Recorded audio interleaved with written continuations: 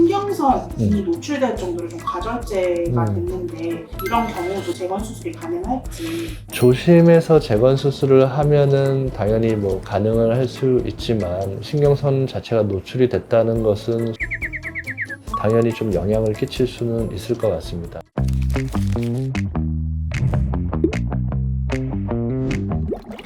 안녕하세요. 서울대학교 구강암면외과 전문의 맥스 구강암면외과 박재봉 원장입니다.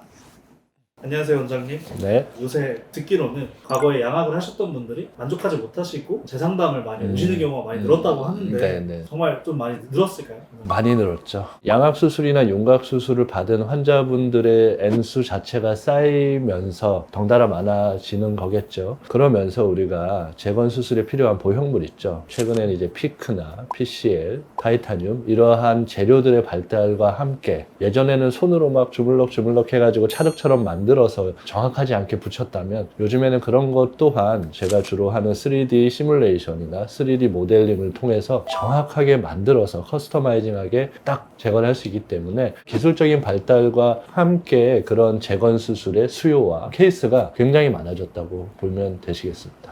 저 같은 경우에는 처음에 이제 주로 윤곽수술, 재건수술이 해외 환자들을 중심으로 많이 문의가 오셨었어요. 생각보다 이제 해외 시장에서는 이제 3D로 분석을 하고 직접 의사가 그거를 CAD처럼 이제 디자인하고 그거를 이제 프린팅해서 실제로 그거와 똑같이 커스터마이징된 보형물 임플란트를 하는 경우가 없는데 우리나라에서 그런 것들을 좀 하다 보니까 해외에서 이제 많이 좀 오셨다가 최근에는 한국에서도 윤곽수술이 포함된 양악수술을 받으신 분들이 10년에서 한 20년 지나서 나이가 뭐 한 40, 50대 이렇게 되었을 때 턱이 너무 작다든가 사각턱이 너무 날렵하다든가 이렇게 패여 있다든가 이러한 것들이 나이가 들면서 살이 처지고 볼륨이 지방이 빠지면서 더 티가 나서 그런 부분에 대한 아쉬움으로 내원하시는 경우가 많이 있습니다. 확실히 많이 늘은 것 같아요. 그런 분들 중에서 조금 잘못된 정보를 가지고 오시는 분들도 조금 있고 그리고 관심도도 많아지고 해서 오늘은 이러한 양악 윤곽 이후에 재건 수술에 대해서 한번 총정리를 재료부터 방법, 오해와 진실 이런 것들을 좀 한번 정리해보는 시간을 가져보도록 하겠습니다.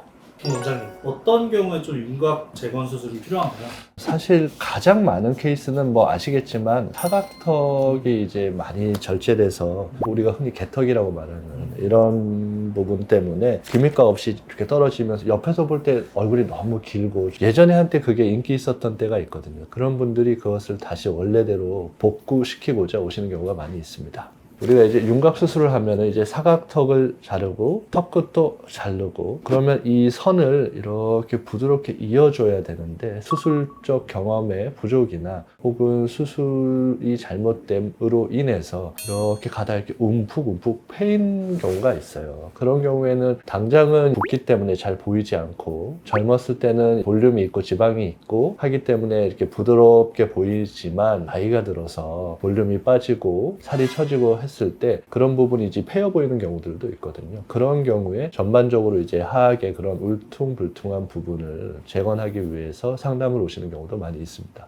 특히 원장님, 턱 끝이 절골을 하는 경우에 한물이 좀 많이 생긴다는데 이유가 있을까요? 예, 아무래도 이제 다른 데는 이렇게 촥 자르는 거잖아요. 그래서 잘라서 이제 없애는 거니까 많이 자른 부분을 채워주거나 패여 있는 부분을 채워주거나 하는 건데 T절골은 이렇게 턱을 가로로 한 번, 세로로 2번 잘라서 가운데 뼈를 빼고 턱을 모아주고 고정을 시키는 거다 보니까 우리가 정확하게 딱 붙여서 잘 해주면 부드럽게 되겠지만 조금이라도 뭐 1, 2mm라도 이격이 있으면 그 부분은 뼈가 녹아서 이렇게 패이게 됩니다. 그렇게 한다고 해서 티가 나게 너무 잘 보이고 이런 건 아니지만 이러한 경우가 이제 좀 클 경우에는 턱 끝이 함몰되듯이 보여가지고 그런 부분에 뼈의 흐름이 이제 딱 끊어지는 그 부분이 패여서 보형물로 재건을 하기 원하시는 분들도 간혹 오게 됩니다. 그리고 이제 한때 이쁘고 여성적인 얼굴의 미로 광대를 굉장히 넣고 요즘에는 이제 45도 광대를 조금 이제 놔두는 분위기가 좀 있는 것 같은데 너무 이제 넣으려고 하다 보니까 광대가 너무 함몰이 돼가지고 피부가 많이 처져 버린다던가 아니면은 고정을 했을 때 교근이 이렇게 씹으면 광대를 계속 내리거든요. 그러다 보니 고정이 좀 약할 때는 이 광대를 자른 요 선이 이렇게 떠버려서 분류압이 생겨서 거기가 움푹 들어가는 경우도 간혹 있거든요. 이제 이러한 경우에는 만약 가능하다면 뼈가 충분히 남아 있다면 재절골을 해서 정확하게 붙여주면 되겠지만 대부분의 경우에는 이미 과절제되어 있기 때문에 볼륨이 없어요. 그래서 재수술을 하더라도 앞쪽을 붙이면 뒤쪽이 확 떠버리는 그러한 결과를 볼 수 있거든요. 이러한 경우에는 볼륨이 없으니까 광대 같은 경우에는 3D로 시뮬레이션을 해보고 안 되는 경우에는 3D로 디자인을 해서 임플란트 재건 수술을 진행하고 있습니다.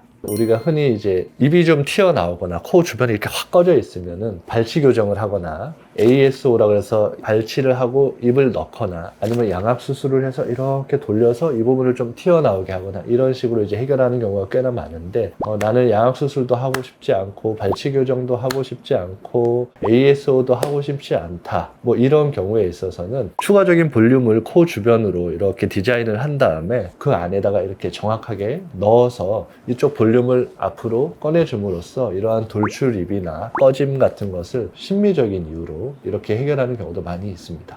이러한 것을 우리가 귀족 재건이라고, 귀족 보형물이라고 주로 얘기를 하고 있습니다. 근데 윤곽 재건 수술에도 좀 트렌드가 있는 것 같은데 트렌드. 요즘은 좀 어떤 트렌드가 있나요?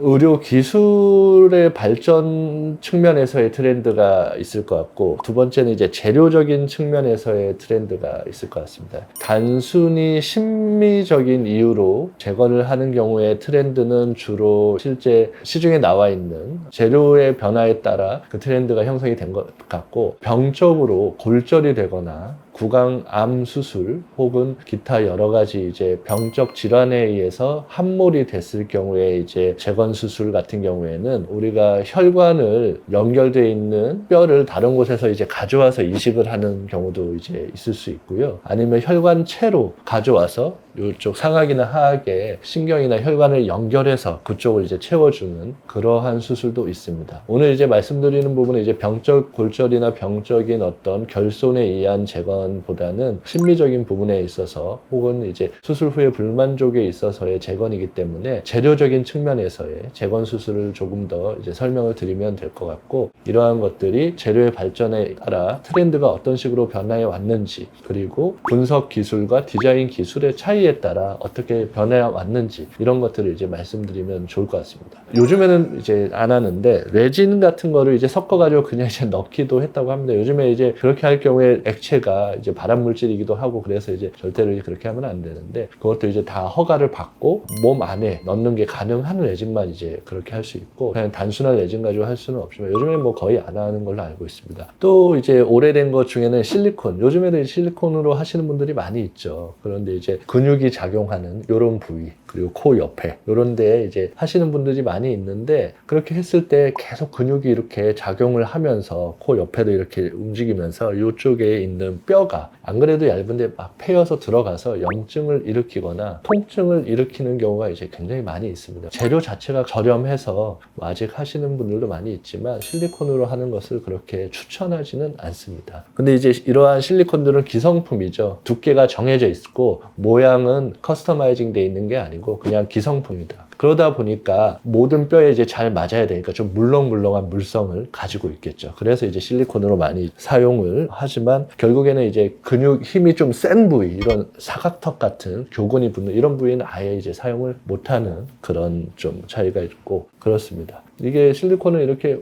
움직이기 때문에 그 안에 실리콘과 뼈가 이렇게 딱 붙는 게 아니라 안쪽에 또 물이 차기도 하고요. 전체적으로 이렇게 피막이 좀 덮이면서 이물감이나 좀 염증이 발생하는 경우도 좀 많이 있습니다. 그리고 뭐 최근에 이제 본 시멘트 요즘에는 이렇게 잘 많이 쓰지는 않죠. 예전에 이제 두개골 같은데 외상이나 함몰이 됐을 때 이런 본 시멘트를 이것도 마찬가지로 이제 액체 가루랑 섞어가지고 이제 반죽을 만들어서 반죽을 만들 때 열이 나니까 물에 좀 담가놨다. 갖다가 이렇게 빚어서 붙이고 했던 재료로 재건 수술로 많이 이제 사용을 했었습니다. 이게 이제 가장 큰 장점은 재료비가 굉장히 쌉니다. 그렇기 때문에 경제적인 이유로도 이제 사용을 할 수가 있겠죠. 싸니까. 하지만 이거 말 그대로 이제 우리가 직접 손으로 다 빚어야 되니까. 그러니까 뭐 2차 각이 생길 수도 있고 뭐 움푹 패일 수도 있고 그렇죠. 끝 부분에서는 얇게 된 부분은 이제 깨질 수도 있고 우리가 흔히 이제 땅바닥이나 어디서 보는 시멘트 거의 똑같은 거라 가지고 끝 부분이 얇으면 이렇게 탁탁 깨질 수도 있고 숙련도가 낮은 의사분들이 이제 해서 만약에 그런 경우에는 이제 제거에 대한 부담도 있고 그리고 이제 외상을 당했을 때 이렇게 깨져버리는 그런 부담도 있고 이런 단점이 조금 있다고 생각할 수 있겠습니다. 물론 열이 나는 경우에 바로 제거를 하진 않기 때문에 그럴 일이 흔하진 않겠지만 잘못하면 이제 그런 열에 의해서 혈관이나 신경이 손상되거나 이러한 것들도 뭐 아예 배제는 할 수가 없는 그런 거라고 이제 생각을 하시면 되겠습니다. 3D 프린팅이 개발되기 전에는 사실 뭐 가장 많이 쓰였던 방식인 것 같아요.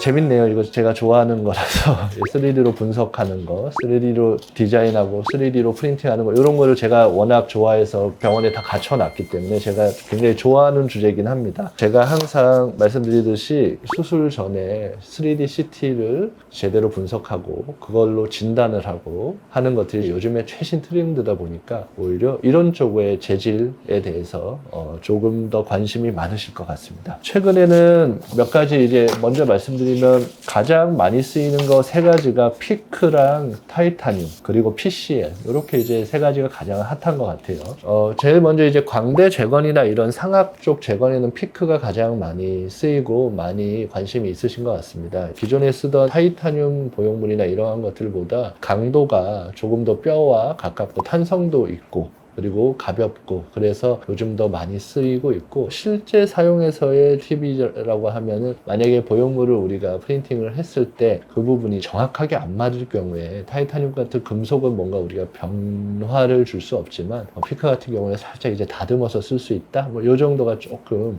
실제로 좀 도움이 되는 것 같아요. 그래서 최근 윤곽 재건에서는 골드 스탠다드로 피크를 더 많이 상악 같은 거예요. 하악에는 아직까지 우리나라에서는 쓸 수가 없는 것으로 이제 법적으로 되어 있어서 상악에는 이제 피크를 요즘에 많이 사용하고 있는 것 같습니다. 생체 적합성이 높아서 염증이나 알레르기 반응이 타이탄처럼 이제 거의 일어나지 않고 몸에도 적응을 잘 하고 이러한 아주 중요한 장점이 있습니다. 그리고 이제 피크의 특징이라면은 금속이 아니잖아요. 그래서 CT로 찍거나 뭐 엑스레이를 찍었을 때 안 보입니다.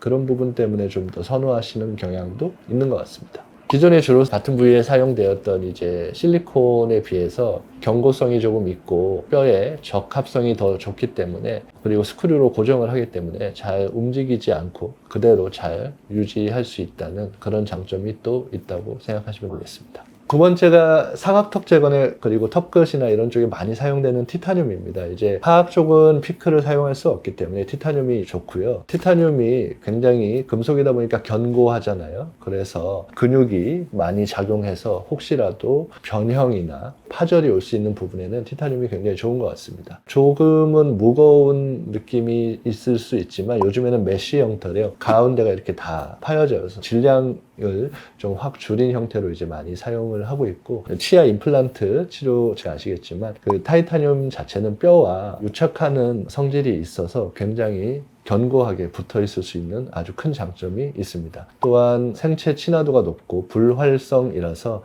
몸 안에서 어떤 염증이나 반응을 일으키지 않는 것도 굉장히 중요하고요. 또한 뭐 3D 프린팅을 해서 하기 때문에 아주 얇은 부분까지 2차각 없이 정확하게 맞출 수 있다. 뭐 이러한 것도 가장 큰 장점 중에 하나입니다. 물론 단점은 조금 뭐 무거울 수 있다라는 것과 굉장히 단단하기 때문에 피크처럼 외력이나 이런 거를 분산시키지 못하고 지속적으로 티타늄이 혼자 다 가져감으로써 주변 뼈가 조금 약해지는 현상 이러한 것들이 있을 수 있다라는 단점이 있고요. 열전도가 워낙 잘 되는 금속이다 보니까 뭐 차가운 곳에 있다가 들어갔다 이랬을 때 좀 약간 좀 차가운 느낌 이런 것들이 있다는 분들도 있습니다. 가장 또 큰 것 중에 하나가 이제 CT나 엑스레이에 보인다는 거죠.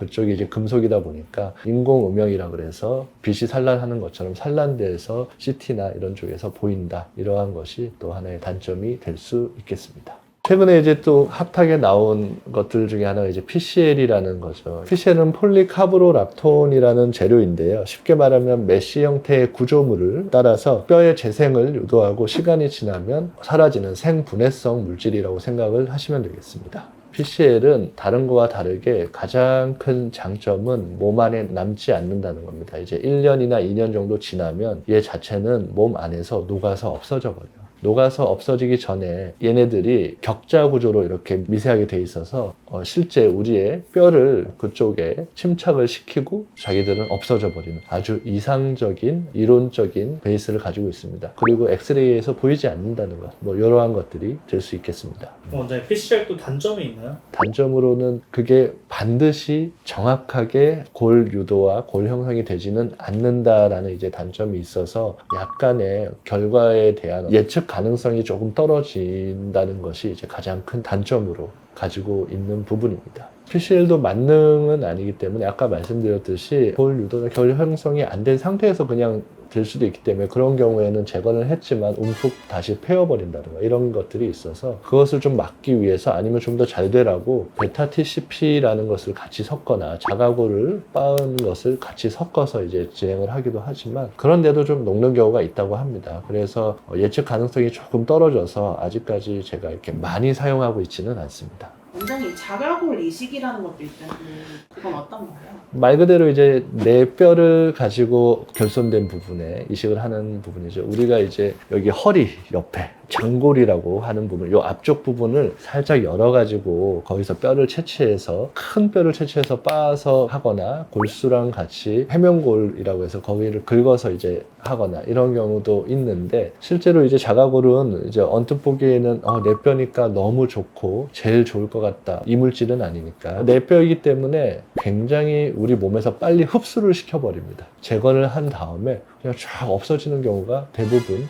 혹은 많이 있어요. 그래서 자가골이라는 것이 재건 재료로 이렇게 쉽지는 않다. 하나로만은 좀 쓰기가 힘들고 보통 이제 임플란트를 위한 뼈 이식을 할 때도 자가골과 합성골 이러한 것들을 이제 섞어서 쓰죠. 흡수가 되지 않도록. 그래서 자가골만으로는 조금 힘들다. 이러한 부분 때문에 녹지 않는 프린팅된 재료를 사용해서 보형물을 하는 게 일반적이라고 생각하시면 되겠습니다. 윤곽수술을 재건하는 분들은 당연히 한 번의 수술을 바탕으로 조금 이제 실망감이나 조금 아쉬움이나 이런 불편함을 겪었기 때문에 이미 감정적으로 조금 수술에 대한 그렇게 좋지 않은 기억이 좀 있다고 볼 수 있고 다시 돌아가는 거기는 하지만 또 완벽하게 원래대로 돌아가는 건 아니기 때문에 결과에 대한 어떤 기대나 이런 게 굉장히 좀 섬세하고 디테일이 좀 강하신 경향이 있을 수밖에 없습니다. 그래서 이분들과 함께 수술 계획을 세우는 그 과정 이 생각보다는 일반적인 그냥 양악수술, 윤곽수술보다는 훨씬 시간이 오래 걸리고 그것을 전체적으로 이해해서 디자인을 해나가는 과정이 에너지가 많이 쓰입니다. 그래서 보통의 경우에는 기존 CT와 현재 CT를 비교하는 것, 중첩을 해서 어디가 얼만큼 잘렸는지 3D로 보여드리는 것, 그리고 예전 사진과 지금 사진을 보면서 어떻게 차이가 나는지 보는 것, 그래서 어떠한 얼굴을 원하는지 소통을 하고 그것을 CT나 얼굴 사진에 그려보고 그것대로 보형물을 한번 디자인해보고 그 디자인을 보면서 다시 한번 상의하고 최종적으로 상의된 디자인을 출력하고 이러한 굉장히 긴 기간이 있어서 생각보다 쉬운 수술은 아니고 굉장히 섬세해야 한다. 굉장히 의사에 많은 관심이 들어가야 성공적인 결과를 낼 수 있는 조금은 어려운 술식이라고 생각하시면 되겠습니다. 실제 재건 수술한 케이스들을 보면서 핵심에 대해서 좀 더 설명드리면 이해가 더 편하실 것 같아서 준비를 해봤습니다. 재건 수술에서 이제 가장 중요한 건 디자인이라고 아까 말씀을 드렸죠. 왜냐하면 제가 원하는 거를 만드는 게 아니고 그분이 가고 싶은 방향대로 이제 만들어야 되기 때문에 뭐 양악수술, 윤곽수술도 마찬가지지만 재건 수술은 더더더 환자분과 많은 소통이 필요합니다. 제가 당장 이해가 안 가더라도 이해할 수 있도록 많은 얘기를 해야 하고 그렇기 때문에 소통이 굉장히 중요한 것 같아요. 이 사례를 보시면 사각턱 윤곽과 턱끝 윤곽을 하신 이후에 굉장히 굉장히 불만족이 심하고 울퉁불퉁하고 비대칭도 심하고 이러한 경우 때문에 양쪽 사각턱 재건 수술을 이제 고민을 하셨던 케이스고, 앞광대랑 앞볼 쪽, 옆광대에 이어지는 거기까지 이제 볼륨을 조금 더 나오게 했으면 좋겠다라는 의견이 있으셔서 굉장히 여러 번의 상담과 그림 상담 그리고 실제 언어적인 상담을 통해서 니즈를 정확히 확보를 해서 디자인을 통해 성공적으로 마친 케이스라고 보시면 되겠습니다. 보시면 이제 사각턱의 길이를 좀 키우고 정면에서 봤을 때 양쪽 얼굴의 폭을 조금 사각턱 있는 부분까지 좀 넓히고요. 광대는 안화하 신경이라고 신경이 나오는 구멍을 제외한 앞쪽 볼륨을 앞으로 조금 내서 전체적인 원하는 얼굴형으로 개선을 했던 케이스입니다. 원장님 블로그에 재건 수술에 대한 글을 쓰셨던데 거기에 댓글이 엄청 많이 달렸더라고요. 사각턱 재건 수술을 받고 싶은데 제가 한쪽이 유독 더 과하게 절제된 것 같은데 혹시 한쪽만도 재건 수술이 가능한지를 물어보십니다. 아, 네. 우리가 3D CT를 찍어서 중심선을 맞춘 다음에 반을 모델을 잘라서 프로그램상에서 미러 이미지로 데칼코마니처럼 중첩을 할 수 있거든요. 그러면은 내가 수술하기 전 원래 사각턱도 있겠지만 이왕이면은 오른쪽과 왼쪽이 대칭이면 좋잖아요. 오른쪽 사각턱에 맞게 왼쪽을 대칭적으로 디자인해서 한쪽만 수술하는 경우도 가능합니다. 그리고 30대 남성분이신데 너무 여성스러운 쉐입이라서 그 재건 수술을 하고 싶다고 하세요. 턱뿐만이 아닌 앞턱에도 PCL로 수술이 가능한지 여쭤보셨어요. 네, 앞턱에도 PCL로 수술은 당연히 가능합니다. 사용할 수 있는 재료고요. 사각턱처럼 만약에 과절제된 곳에서 PCL을 볼륨이 크게 사용하는 것보다는 앞쪽에서 만약에 이제 턱 끝에서 PCL을 사용해서 그 볼륨 자체가 너무 크지 않을 때는 오히려 뼈로 전환되는 비율이 높은 걸로 저는 알고 있습니다. 그래서 가능합니다. 사각턱 재건을 생각 중이신데 티타늄 말고도 다른 재료가 있을까요? 그리고 피부가 좀 얇은 편이고 피질골 절제술 때문에 사각턱에서 턱끝 중간이 조금 휘었습니다. 혹시 다른 재료가 있을까요? 티타늄을 제일 많이 선호하기는 하죠. 피크는 이제 하악에는 쓸 수 없고, 아까 말했듯이 좀 본시멘트나 레진 이런 재료들은 제가 이제 사용하지 않기 때문에 가장 많이 쓰는 거는 이제 타이타늄으로 프린팅을 해서 이제 딱 사용하는 건데, 티타늄이 만약에 조금 힘드시다면 이제 PCL로 사용을 할 수 있습니다. PCL로 이제 볼륨을 구조를 만들고 그 안쪽에 자가골이나 합성골을 조금 섞어가지고 이런 식으로 재건을 하기도 합니다. 신경선이 노출될 정도로 좀 과절제가 됐는데 이런 경우도 재건 수술이 가능할지. 조심해서 재건 수술을 하면은 당연히 뭐 가능을 할 수 있지만, 신경선 자체가 노출이 됐다는 것은 수술을 통해서 박리를 할 때 당연히 좀 영향을 끼칠 수는 있을 것 같습니다. 신경선이 노출돼서 지금 뭐 감각이 좀 저하가 있다거나 감각에 통증이 있다고 했을 때 그것이 보형물로 그 부분을 재건을 한다고 해서 좋아지거나 하는 것은 약속을 드릴 수가 없기 때문에 이 부분에 대해서 충분히 고려를 하고, 그래도 꼭 모양을 위해서 해야 된다면 충분히 상의를 해서 진행을 해야 될 것 같습니다. 자, 오늘은 사각턱 재건, 광대 재건, 턱끝 재건, 양악을 포함한 윤곽 수술을 한 후에 약간의 후회나 불만족, 아니면은 좀 페임 이런 것들을 해결하기 위해서 재건 수술에 관심이 많으신 최근에 여러 환자분들이 생각나서 이 부분을 정리해보는 시간을 가져보도록 하였습니다. 예전부터 재료가 발전하고 의료 기술이 발전하면서 이런 트렌드가 이제 바뀌어 왔는데, 최근에는 이제 3D 프린팅하는 재료들이 나오면서 굉장히 핏이 잘 맞게 되고 있다. 그래서 이러한 재료 중에 상악에서는 피크라는 재료, 상하악 둘 다는 타이타늄이나 PCL이라는 재료를 주로 사용을 하고 있다. 뭐 이렇게 정리를 하면 될 것 같습니다. 따라서 첫 수술을 할 때부터 좀 너무 과도한 계획을 잡지는 않으셨으면 좋겠고요. 혹시라도 이러한 재건 수술을 할 일이 생기게 되셨다고 하더라도 너무 걱정하지 마시고 구강암면외과 전문의와 충분한 상담을 통해 내 상태에 맞는 좋은 솔루션을 찾기를 바라겠습니다. 재건 수술을 고민하고 계시다면 댓글로 남겨주시면 성심성의껏 말씀을 드리도록 하겠습니다. 지금까지 서울대학교 구강암면외과 전문의 맥스 구강암면외과 박재봉 원장이었습니다. 감사합니다.